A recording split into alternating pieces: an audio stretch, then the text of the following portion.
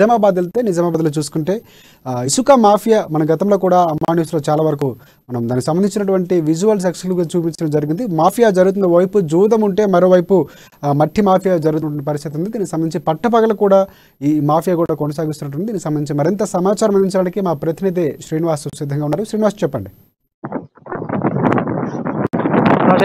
ఏదైతే కామారెడ్డి జిల్లాలో అయితే ఇసుక మాఫియా అయితే చెలరేగిపోతున్నట్టుగా మనకు తెలుస్తా ఉంది.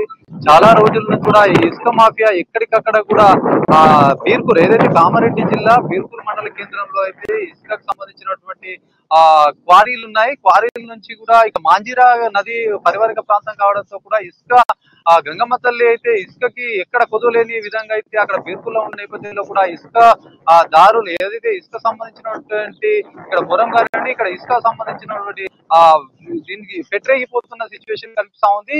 కబ్జాదారులు ఏదైతే ఇసుకకు ఇదే అదునుగా చూసుకొని కూడా ఇక్కడ ఏదైతే రాత్రి వేళల్లో టిప్పర్లు తీసుకుపోవడము, తర్వాత బులెరో వాహనాల్లో తీసుకుపోవడము, ఇట్లాంటి సిచ్యువేషన్ చాలా రోజులుగా జరుగుతున్నా కూడా ఇక్కడ రెవెన్యూ యంత్రాంగం పూర్తిగా విఫలమైందని చెప్పి తెలుస్తా ఉంది. ఎందుకంటే ఒకవైపు కూడా గ్రామాలలో అభివృద్ధి పథకాల పేరిట గానీ ఇక్కడ సంబంధించినటువంటి డబ్బులు అని అనేక రకాలైన అభివృద్ధి పథకాల పేరునైతే కొన్ని పర్మిషన్ ఇచ్చిన నేపథ్యంలో కూడా ఆ పర్మిషన్ ఇచ్చిన పదుల సంఖ్యలో ఉంటే 20-30 సంఖ్యలో కూడా ట్రాక్టర్స్ ఎక్కడంటే అక్కడ విచ్చలవిడిగా తీసుకుపోయిన పరిస్థితి కూడా కనిపిస్తుంది. గతంలో అంటే కొన్ని రోజుల వ్యవధిలో ఒక 4-5 రోజుల వ్యవధిలో చూసుకున్నట్టయితే ఆ బీర్పూర్ మండలంలోని అదైతే దామర గ్రామానికి ఒక 6 ట్రాక్టర్లు పర్మిషన్ ఇచ్చిన నేపథ్యంలో కూడా పదుల సంఖ్యలో కూడా అవి బయటకి వెళ్ళిన నేపథ్యం కనిపిస్తా ఉంది. బాన్సోడగా చుట్టుపక్కల గ్రామాల్లో ఎవరు ఎక్కువ డబ్బులు ఇస్తారో వాళ్ళకి ఇచ్చే విధంగా కూడా ఇట్లాంటి సిచ్యువేషన్ నెలకొన్న నేపథ్యంలో కూడా ఎక్కడ చూసినటువంటి ఇక్కడ కామారెడ్డి జిల్లాలో బీర్పూర్ ఏదైతే ఉందో బీర్పూర్ కూడా అత్యంత ఇసుక మాఫియాకు అడ్డగా మారినట్టుగా కూడా తెలుస్తా ఉంది. రెవెన్యూ యంత్రాంగం పూర్తిగా విఫలమైన నేపథ్యంలోనే ఇట్లాంటి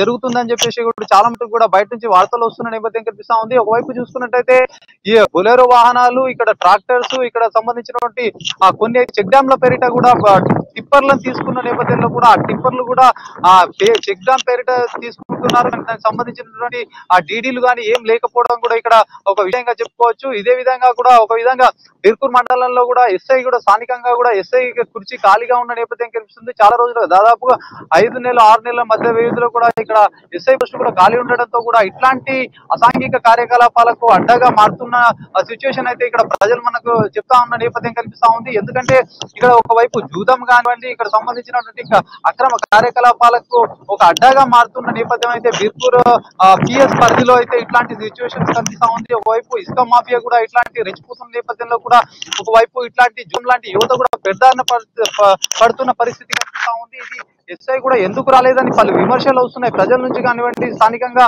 అందరూ కూడా ఎందుకు రావట్లేదని ఒక విధంగా ఆశ్చర్యం వ్యక్తం. Thanks for updates Srinivas. ఇది ఇవాళ